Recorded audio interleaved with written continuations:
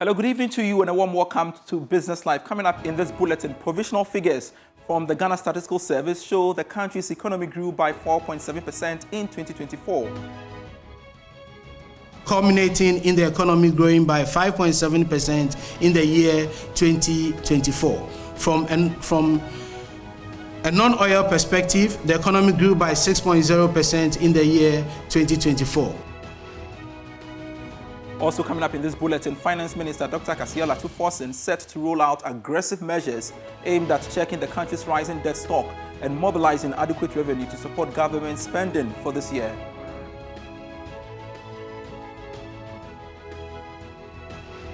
Meanwhile, high hopes and expectations await the 2025 budget as Finance Minister Dr. Kasiala Tuforsen prepares to present the government's economic statement for the year tomorrow.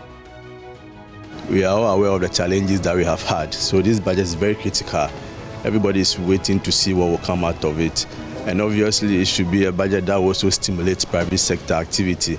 This is the way for us to go as a country. We'll be looking at government taking critical look on some of the fuels that does not necessarily attract taxes and the subsidy on one of them, especially the premise fuel. We've got details of these and more lined up for you. Please stay.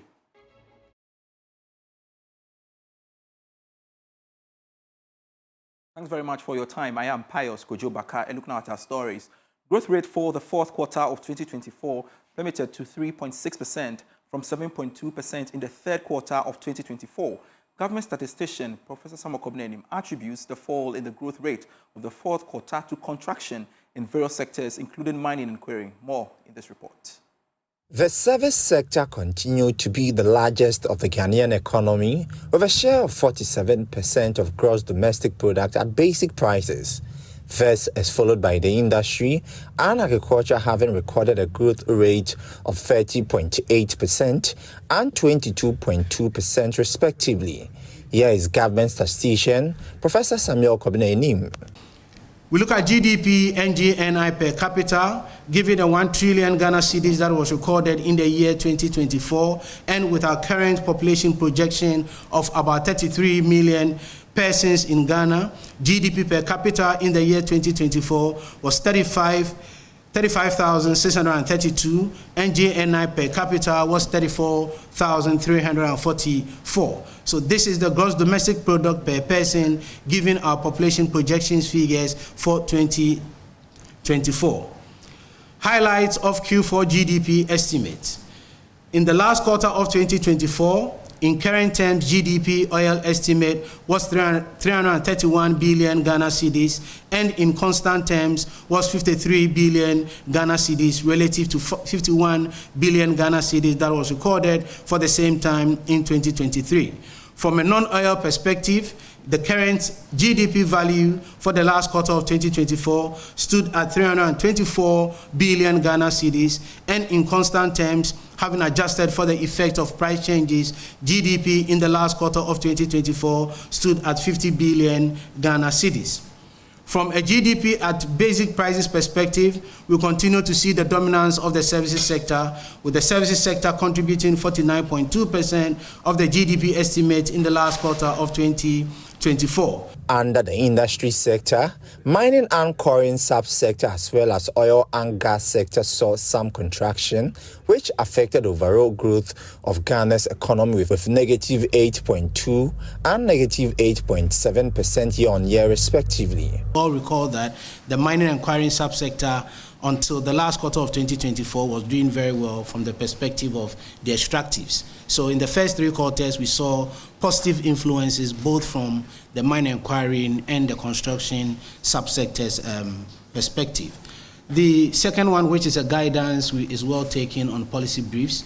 We've enhanced our engagement with the various sector ministries, and we are hoping that this will feed into the various policies that we should be seeing in the coming months. Also, the cocoa subsector under the agricultural sector continued to trail for the fourth time in a row, with negative 21.4% contraction in the fourth quarter of 2024. Meanwhile, information and communication expanded the most within the services sector, with health and social work on the fourth quarter of the year. James Shen's report for Joy Business. touch on one of our big stories we are following up for you because we know Finance Minister Dr. Kasela Tuforsen is set to roll out aggressive measures aimed at checking the country's rising debt stock in the 2025 budget. He will also spell out measures that will improve the country's revenue numbers for this year. Now, this is what we've picked up from persons with knowledge of the 2025 budget presentation. Let's take a look at some of the key highlights of the presentation as my colleague George Yafi joins me in studio to help us understand all of this. George, thanks so much for joining me once again. Now, quickly walk us through what to expect. So far as earlier, you talked about what we have picked up. What we understand is that the minister is going to embark on some aggressive fiscal consolidation program, and that could see carrying out some cuts and all those things in the budget. Now, when we go through this is what the minister has said as at Sunday, based on the preparation of the budget, when he actually participated in that engagement with the youth on Space, that is the X platform in terms of social media handles. So these are the brief things. As at Sunday, these are the things the minister spoke about in terms of what will be done or carried out in the budget. You can talk about them embarking on an expenditure rationalization to ensure that they put funding or advance funds to areas that the minister believes that will actually stimulate growth. Cut what the minister or government or this administration describes as wasteful expenditure, and that should be the discretion of this government. And also what we understand is that non-essential spending of the MDAs will also be targeted. Also, the agricultural sector is going to receive some significant funding from the minister because they think that there are some food security concerns and therefore they should work basically to address them in terms of the critical areas that we'll be looking at in the 2024 budget. So these are some of the things that we've spoken about in terms of, they will look at the capital expenditure also. There have been talks about where is the minister going to cut. So it appears that capital expenditure could also be a critical area that could also be affected. And the minister in that engagement also confirmed that in 2024, we spent about 205 billion Ghana cedis. He has given an indication that that amount in terms of total spending or total appropriation for this year should be going down, rationalizing the tax structure in terms of ensuring that you are paying the right tax levels and also being heavy on compliance. And government believes that if they do these things, then they can go ahead and scrap the e-levy, the betting levy as well, and ensure that gap that is, depending on where you're standing, some are projecting 6.2 billion Ghana cedis, some also projecting more than 10 billion Ghana cedis by the end of this year. So these are the areas that we should be expecting the finance minister to touch on when he goes to Parliament tomorrow at 10 a.m. to present this administration's first budget for this year. Most definitely. Thank you so much, George Yafe, for that breakdown. But let's get a sense out of this and, of course, get on to Zoom and speak with a senior country partner of accounting and finance firm PricewaterhouseCoopers, Vish Ashangbo, as he guided the views of the private sector and, of course, concerns about the proposed tax cuts. Thanks so much, sir, for agreeing to speak to us on Business Life, and good to see you. Now, maybe we need to start off with your expectations of the 2025 budget. Thank you, Pastor. I hope you can hear me clearly. I can loud and clear.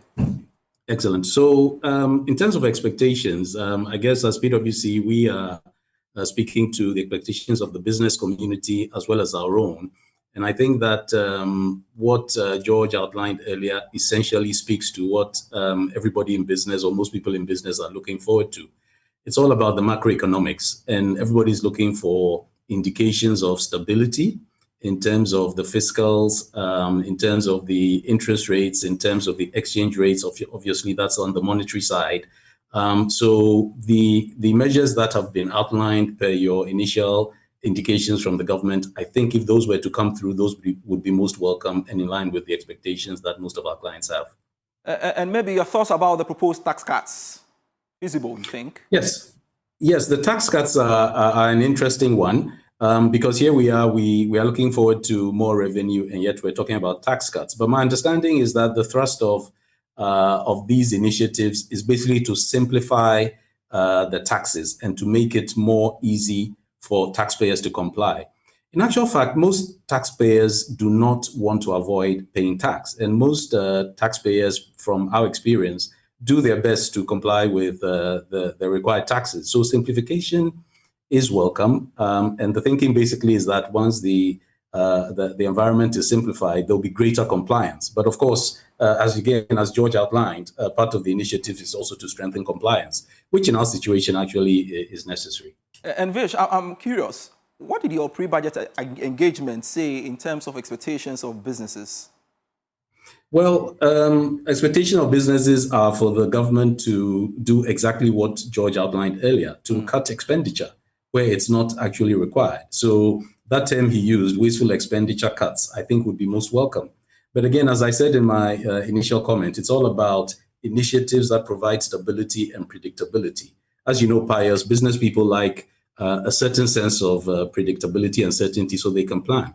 So everybody's looking forward to that. Everybody's looking forward to government consolidating its resources and putting it behind certain key sectors like agric, like infrastructure, so that we don't spread ourselves too thin. If we can do just a few things properly, let's focus on those, get them done properly, and then also partner with the private sector by creating that environment that will allow the private sector to also play its part and maybe take some of the load off government in terms of financing, for example, capital expenditure, through PPP arrangements and such like. So I think there's a lot of optimism out there, and we wait to see what happens tomorrow. And finally, talking about the growth, you are saying, what do you make of the latest GDP estimates released by the GSS Statistical Service, where the economy grew by 5.7% in 2024, but the fourth quarter saw a sharp drop to 3.6%?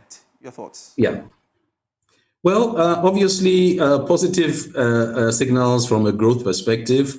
We hope that that continues.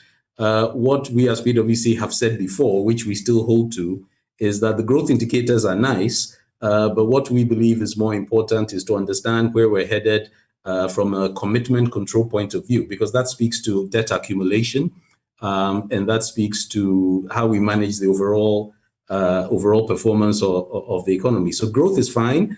But we also need to look at where that growth is coming from. As much as possible, if that growth is broad-based. For example, if we look at extractive industries, we may get a lot of our growth from there, but really how broad-based is it? So good indications, but what would be more interesting to understand is what's happening on the expenditure control side, on the commitment control side, and how do we manage debt to get ourselves out of the problem we're currently in and not to get back going forward. Positive signals, but some more work to be done, we think. Great. Thank you so much, Visha Shangbo, for your time here on Business Life. He's a senior country partner at PwC, sharing his perspective with us on the subject matter in relation to the 2025 budget presentation tomorrow. And of course, we shall be heavy on that for you. Talking about the 2025 budget, we've been getting some expectations from the business community, etc. Let's take a look at the Chamber of Bulk Oil Distributors Ghana, who are making a demand for the Minister of Finance to remove subsidies on premixed fuel sold to fisher folks in the country. That is in fact causing a lot of demurrage charges to our members. So we want government to come up with how we're going to do that and how they can leverage on the private sector to ensure that at least the infrastructure bit within the downstream is well catered for. And similar to government board initiative of announcing that they want to do the second GPP2, you can only harness efficiency whilst we invest in the right kind of infrastructure, and that will definitely bring the deliverable results. We'll be looking at government taking critical look on some of the fuels that does not necessarily attract taxes and the subsidy on one of them, especially the premise fuel. We want government to take off any subsidy on that and rather rechannel that subsidy into developing the coastal communities. That one, the people within those communities will benefit directly. When you subsidize any fuel, it's the owners of those vehicles that benefit. You don't think it's not the ordinary people who are out there. How much is the fisherman even being paid? I would prefer a situation whereby even portions of the subsidies will be used in paying the fishermen minimum wage. We can also hear from the business community. Mark Bedwa-Boaji is the Chief Executive Officer of the Ghana National Chamber of Commerce and Industry. Aware of the challenges that we have had, so this budget is very critical.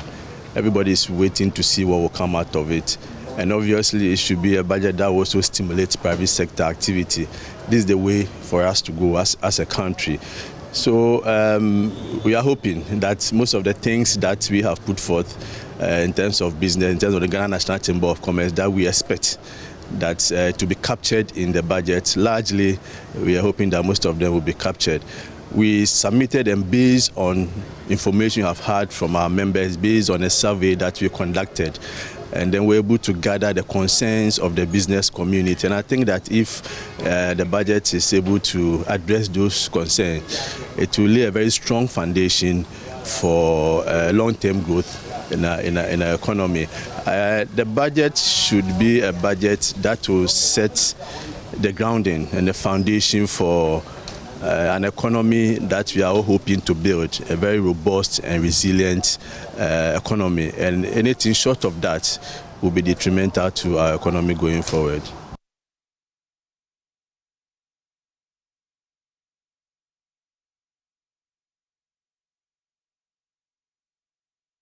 And we know many respondents in the 2025 pre-budget survey by auditing firm KPMG are calling for a framework document to direct the implementation of the 24-hour economy. And Kwame Bene of KPMG has also been speaking to us. The 24-hour economy is one that has come out very strongly by respondents as one that they look up to for economic turnaround, right? And specifically, I think what they're looking for is a framework and a practical implementation approach to it. I mean, particularly if you look at it, basically, how it's going to create jobs, right? So it's looking for people to be more efficient, use more time, basically doing a lot more with people. So I think predominantly there's a lot of goodwill for the 24-hour economy. Secondly, people are asking for a framework to support the specific actions that are required to implement this 24-hour economy.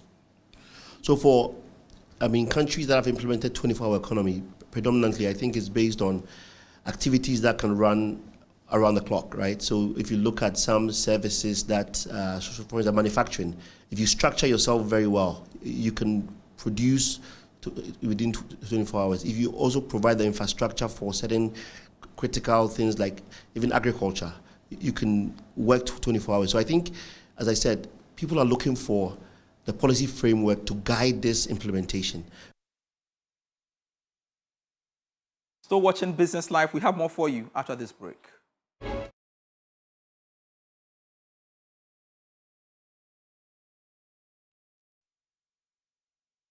Hello again, welcome back to Business Live. EcoBank Ghana's Managing Director, Abnase Poku, has emphasized the need to provide essential financial tools for women-led businesses. Now, speaking at the launch of the Enhanced Elevate program in Accra to mark International Women's Day, Mrs. Poku reaffirmed the bank's commitment to supporting growth and sustainability of women-led enterprises.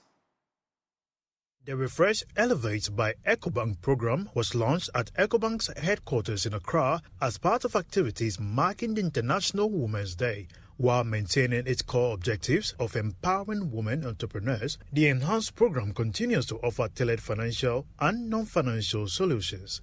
Speaking at the launch, EcoBank Ghana's Managing Director, Abna Osei Poku, reaffirmed the bank's commitment to transforming women-focused businesses. At EcoBank, a Pan-African bank present in 35 countries on the continent, we are not only committed to growth, transformation, and returns, we also recognize the urgency of breaking down these barriers and providing tailored solutions, tailored financial solutions that empower women to thrive. That is why, as we celebrate IWD 2025 and IWD is International Women's Day, we are proud to launch our Enhanced Elevate program made in EcoBank and targeted at women-owned and women-focused businesses. You know, when we say women-focused businesses, we mean you could be a man. As long as you are dealing in women's items, you are also part of Elevate. Madam Mabel Kujo, Director of Research and Statistics at the Ministry of Tourism, Culture and Creative Art, also shared insights on the initiative. Due to various operational constraints, financial assistance from these microfinancial institutions has been poor and woefully inadequate. It is therefore important and gratifying to know that EcoBank Ghana has developed a package geared towards helping women solve their banking and financial needs. Head of Marketing and Brand at EcoBank Ghana, Regina Ofori, emphasized the benefits of the Elevate program. Beyond all these things, for us is the fact that we are giving women collateral-free loans to up to 750,000 Ghana cedis if you're an Elevate business. Well, you don't give us anything at all, no security basically. So you repay, but we are not asking you to bring something down before the loan is acquired. And this is something that we are doing because we know the challenges that women-owned and women-led businesses do face. And so this is our way of appreciating women and ensuring that women are also financially independent and they're able to grow and we can also grow with them. So far, the Elevate by EcoBank program has onboarded approximately 10,000 customers with loan and deposit volumes reaching $84 million and $173 million respectively. Still supporting women-led businesses, the Ghana National Chamber of Commerce and Industries Women and Youth has partnered with the German Development Corporation GIZ to launch an initiative aimed at providing women entrepreneurs with access to cheaper finance to grow their businesses. This, according to the Chamber, is to address the long-standing challenge of limited access to finance faced by women entrepreneurs in Ghana. More in this report. In commemoration of the International Women's Day, the Ghana National Chamber of Commerce and Industry Women and Youth has collaborated with GIZ to support women-led businesses in accessing cheaper sources of funding to sustain and grow their operations. Various banks like APSA, Fidelity, among others, have all expressed their readiness to support women entrepreneurs by offering flexible repayment terms and competitive interest rates, making it easier for women to access the capital they need to grow their businesses. Speaking to Joy Business at a forum to enlighten women entrepreneurs on how they can spot funding opportunities, First Vice President of the Chamber, Dr. Emilia Siakwa, noted that access to affordable finance will help create jobs, stimulate economic growth, and improve the livelihoods of women and their families. GNCCI way, today apparently we're celebrating the Women's Day, and we're doing it in collaboration with GIZ. And basically this is it, and we've brought our financial institutions, a lot of them on board, because we've realized that that is the main challenge that businesses are having, access to funding. And so there's the need for us to bring them here, and then our members will interact with them as they sell their product. And then we see the best way we can collaborate and work. Country components lead at GIZ, Sophia Kamarudin, said this initiative falls in line with their mandate to empower women entrepreneurs with the skills and knowledge they need to succeed in their businesses. Germany and Ghana have been doing technical cooperation for 50 years. This year actually marks the 50-year anniversary. GNCCI is a very strong and long-lasting partner of GIZ. We've been working with them for many years now. The topic of access to finance is something that we hear from entrepreneurs throughout the country, and GIZ has been working with financial institutions to ensure that this bridge is actually reduced for women especially. The recent launch of the Women and Youth Wing at GNCCI is something that we see as fundamental to our collaboration, because as GIZ we work across the topics of gender and young people through most of our programming. The partnership between the GNCCI and GIZ is expected to have a significant impact on the growth and development of women-owned businesses in Ghana. Still celebrating our women, the Chief Executive for the Minerals Income and Investment Fund, Justina Nelson, is advocating for some form of empowerment and support for females in the mining industry. He's been speaking to Joy Business. The call for empowerment follows the contribution of women towards economic growth and efforts to make the home a better place despite many challenges. The Minerals Income and Investment Fund, MIF, believes celebrating the efforts of women is essential as it boosts growth. Speaking to Joy Business after a short ceremony, Chief Executive Justina Nelson called for more support for women in the corporate world and various fields. The empowerment is very key. Equality in the workplace is key for us. And energizing women in the front role to be able to perform their roles, knowing very well that a fellow woman is looking up to them or have their back, is also key. So it is not out of place that we have taken it upon ourselves as well to celebrate the girl child and to celebrate women in this women celebration period. Nelson also shed more light on the importance of the celebration and why MIF organized the event. We have a lot of females in our midst in the various departments. The theme for the celebration is Women and Girls, Rights, Empowerment, and Equality. Our parents and our grandmothers have made this day possible for us, and they have fought for women equality in the workplace and in various sectors. And that's it for Business Life. I am Pius Kojubaka. Let's connect at 8 p.m. with Prime Business.